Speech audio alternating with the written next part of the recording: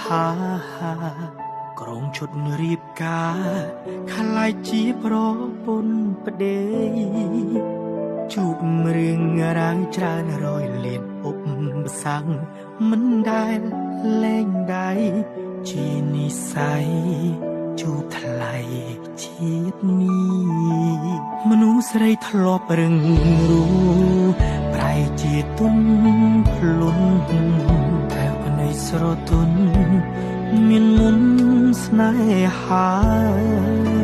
ជួបទុកលំបាកអូនមិនបងកាយស្មា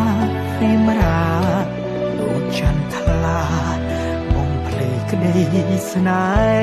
ហ៍នៅក្នុងយុគនេះអូនជានារីស្រស់ស្អាតជាងគេ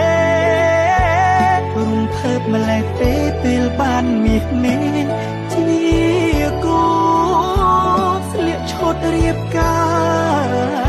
រតែយើងបានបងមកជាយូជាគូ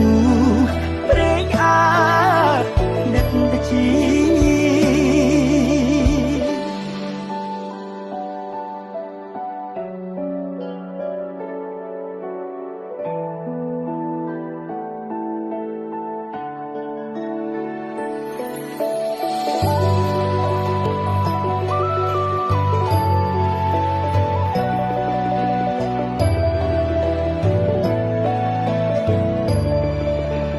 មនុស្សស្រីធ្លាប់រឹងរូប្រែជាទុនភ្លុនតែផ្នែកស្រទន់មានមុនស្នេហាជួបទុកលំបាកអូនមិនបងកាយស្មារីមរា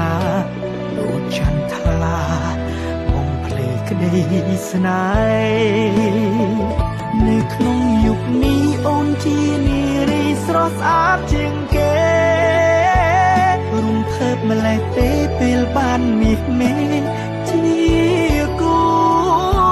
ស្លៀកឈុតរៀបការតែយើងបានបងមកជាយូជាគូព្រេងអាដឹកទៅជាសូពិននឹងស្នាមញញឹមដែលបងប្រាថ្នាសន្យាថាមិនអោយជីវ៉ារីងរៃ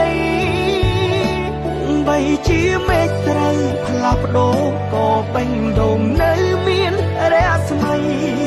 ព្រោះថ្លៃជាម្ចាស់ចិត្តបងនៅក្នុងយុគនេះអូនជានារីស្រស់ស្អាតជាងគេរំភើបម្លេះទេពេលបានមាសមេជាគូស្លៀកឈុតរៀបការតែយើងបានបងមកជាយូជាគូ